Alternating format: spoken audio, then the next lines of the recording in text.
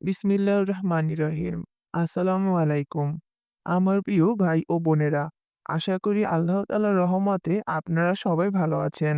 আজ আমি আপনাদের সাথে এমন একটি আমলের কথা বলবো যে আমলটি করলে আপনারা ধনী হবেনই ইনশাআল্লাহ। আমরা চাই আল্লাহ আমাদের রিজিক বাড়িয়ে দিক। তাই আল্লাহর কাছে সবাই আমরা প্রার্থনা করি। আমার প্রিয় ভাই ও বোনেরা, আজকের এই আমলটি ১০০% কার্যকরী আমল। এটি আপনারা খুব অল্প সময় করতে পারবেন। আমার প্রিয় মুসলমান ভাই ও বোনেরা, ৫ ওয়াক্ত নামাজের পর এই আমলটি করতে হবে। আমলটি করতে আপনাকে বেশি কষ্ট করতে হবে না। আপনারা আল্লাহ তাআলার রহমতে অবশ্যই এই আমলের ফলাফল পাবেন। তবে ধৈর্য থাকতে হবে। নি আমি নিজেই আমলটি করি। আলহামদুলিল্লাহ, আল্লাহ পাক আমায় ভালো রাখছেন। আমলটির ফজিলত ১০০% পেতে হলে আপনাকে ৫ ওয়াক্ত নামাজ আদায় করতে হবে। আমলটির উপর বিশ্বাস থাকতে হবে।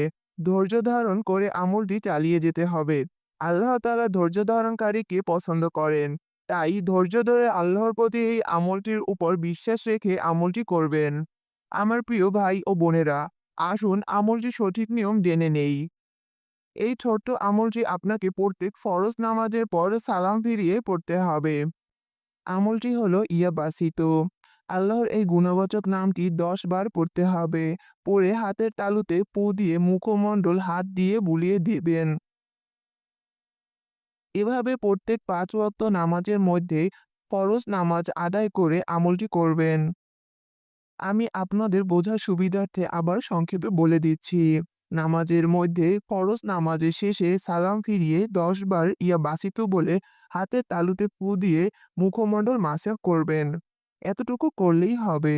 এভাবে আপনি ৫ ওয়াক্ত নামাজের ফরজ নামাজের পর পড়বেন। আমলটি অনেক ছোট। আমলটি করুন। ইনশাআল্লাহ সবাই উপকৃত হবেন। আর ভিডিওটি ভালো লাগলে অবশ্যই লাইক, কমেন্ট, শেয়ার করে পাশে থাকবেন। ধন্যবাদ সবাইকে।